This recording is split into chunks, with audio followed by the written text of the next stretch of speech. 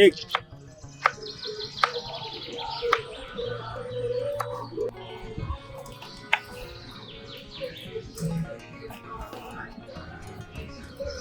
అయితే పెట్టుకోవాలి దోస్తులు,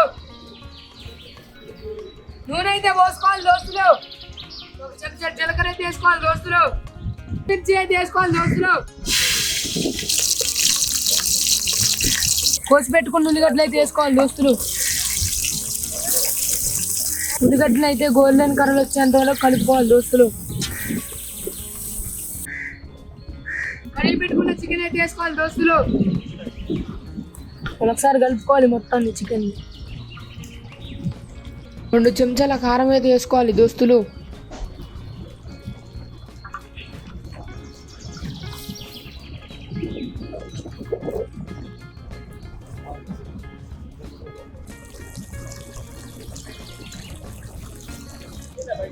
కోసి పెట్టుకున్న టమాటీలు అయితే వేసుకోవాలి.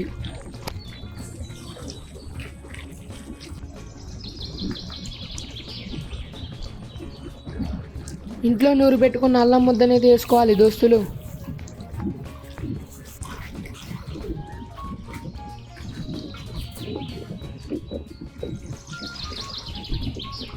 తెలంగాణ స్టైల్ గరం మసాలా అయితే వేసుకోవాలి దోస్తులు.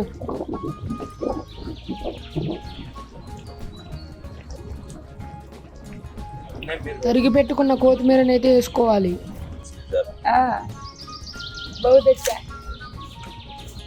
చాలా బాగుంది దోస్తులు.